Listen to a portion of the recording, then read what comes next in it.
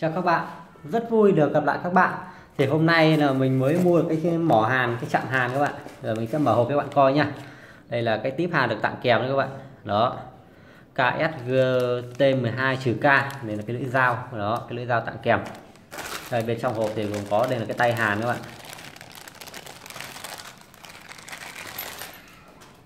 Đây, tay hàn KSGT12-K1. Đó, lát mình đây mình sẽ lắp thử luôn, sẽ lắp thử cái mũi hàn này vào xem nào. Đó, rất là nhẹ nhàng các bạn, thao tác này. Đó, rất là nhẹ nhàng, rất là ok. Lát mình sẽ test thử nhá. Rồi tiếp theo đây là cái dây nguồn tặng kèm này, sách hướng dẫn sử dụng các bạn. Đó, sách hướng dẫn sử dụng. Ok, bỏ nó qua một bên. Đây là cái chạm hàn của chúng ta, nhân vật chính đây. Đấy, được bọc khá là cẩn thận luôn.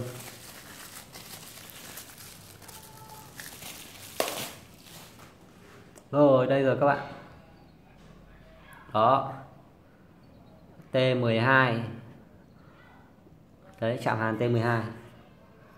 Các bạn, cái chạm hàn này nó có mấy phiên bản các bạn. Đây là cái phiên bản mới nhất là V2.1S. Và cái ốc này đó, các bạn thấy cái ốc của nó sẽ khác hơn các bản khác một chút. Lát mình sẽ mở để thử xem ở bên trong nó như thế nào nhá. Đó, còn đây là tổng quan của cái hộp đó. Cái nhôm phay xước rất là đẹp các bạn. Đằng sau này có chỗ đây cầu chì. Wow, khá chắc phải dùng tuốc lơ vít mới tháo ra được. Cái này để chống trượt khi để trên bàn. Đây, mặt sau dùng với con ốc như này, mặt trước thì ốc đẹp hơn. Ở đây nó có tem bảo hành các bạn, thế thì thôi mình sẽ không tháo nữa vì nó còn bảo hành của nhà sản xuất mà. Đó, xem nào, nó ghi cái gì nào. Năm 19 này. Đó, tháng 12 năm 19. Nó còn bảo hành thì thôi mình sẽ để yên vậy nhá. Lát nữa mình sẽ thử cho bạn coi thôi. Để tháo ra nó mất bảo hành, chẳng may nó lỗi mình còn đổi trả được. Và để sử dụng cái này thì mình cũng có mua thêm hai cái típ hàn nữa các bạn. Đây, mình có mua thêm hai cái típ hàn này nữa để sử dụng. Vì là cái típ hàn kia nó chỉ có mỗi kèm một típ thôi. Mình muốn sử dụng cho nhiều cái mục đích khác nhau nên mình mua thêm hai típ đó. Lát bây giờ mình sẽ mở ra, lát mình thử luôn cho các bạn coi. Đó, bóc luôn, bóc hết. Đây, mình so sánh các bạn, ba cái típ hàn này. Đó, ba cái típ hàn cho cái chạm hàn T12 này. Lắp thử cái típ này xem nào.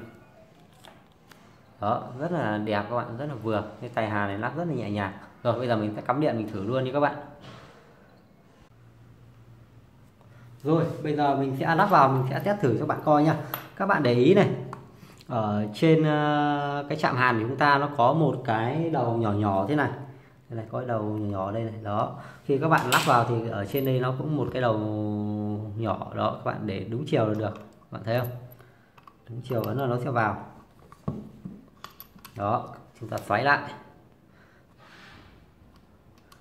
Lắp vào rồi chúng ta sẽ xoáy lại là được. Ok, sau đó chúng ta sẽ lắp cái típ hàn vô. Mình sẽ thử cái típ hàn tặng kèm theo nhé. Mình sẽ thử cái típ dao này. Đó, ấn vô. Đó, rất là nhẹ nhàng. Chúng ta sẽ bật lên.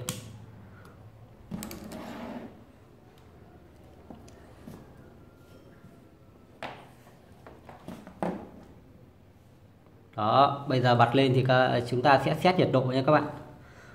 Các bạn bấm một phát này để xét nhiệt độ. Đó, mình xét max đi, 450 độ đi, 180 độ đi. Đó, ok. Sau khi đã xét nhiệt độ thì chúng ta sẽ chọn típ hàn. Do ở đây là mình đang xài cái típ dao thì chúng ta sẽ chọn cái típ dao nha. Để chọn cái típ hàn, các bạn ấn này, vừa ấn vào giữ này, ấn vào xoay.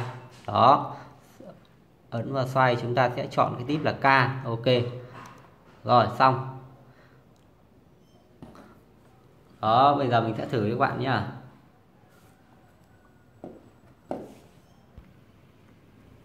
Đó các bạn thấy không, nước chảy rất là nhanh luôn này, đó cực tốt luôn. Đây mình thử đây này. Đó các bạn thấy không? Đấy, rất là nhanh, rất là tuyệt vời luôn. Bây giờ mình sẽ thử trên một cái đây, trên cái này đi nha. Đó, rất là nhanh, rất là đẹp các bạn.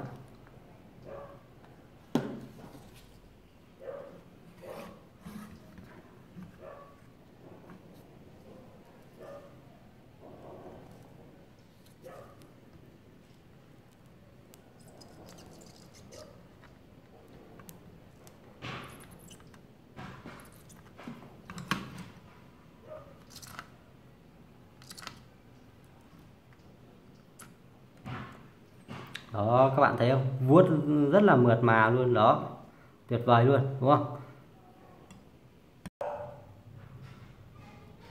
Rồi đây là một mũi hàn rất là to các bạn. Mình thử các bạn coi. Đó các bạn thấy không, quá tuyệt vời đúng không, rất là nhanh này, chảy này, đó các bạn thấy không, đó rất tuyệt. Kích thước của KSG T12 rất là nhỏ nhắn, tương đương với một lon Coca. Bạn thấy này, đó rất là tuyệt vời đúng không các bạn?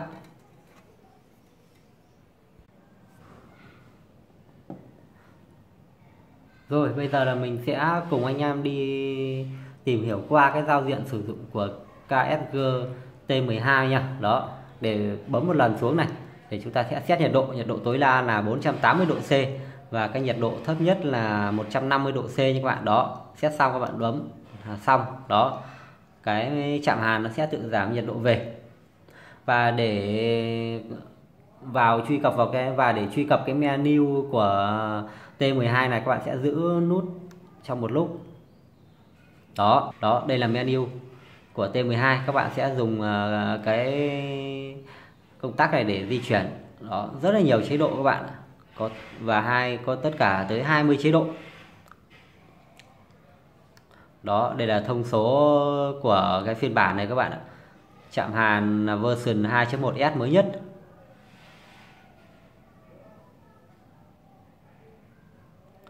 Đó, đây là những cái cài đặt. Những cài đặt này có lẽ là các bạn khi mua các bạn sẽ nghiên cứu sau vì nó có rất là nhiều. Khi các bạn xong rồi thì các bạn sẽ chọn vào exit để thoát nó ra này. Đó, còn khi đang ở cái giao diện chính này, các bạn quay trái và phải, đó nó sẽ chuyển qua lần lượt các chế độ, như là chế độ ngủ này. Bạn sẽ quay mấy vòng đó.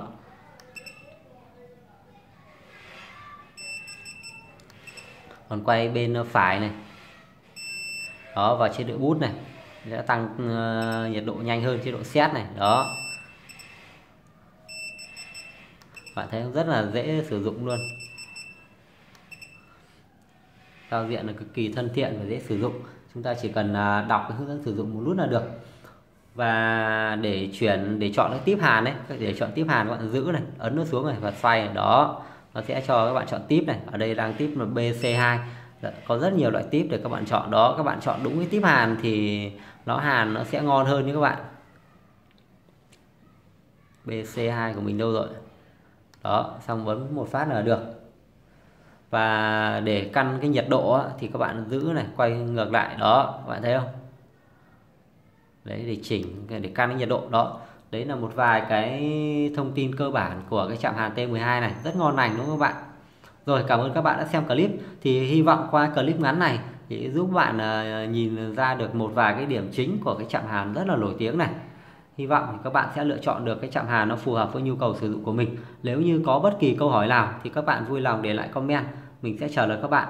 Cảm ơn các bạn. Hẹn gặp lại các bạn ở trong các cái clip tiếp theo.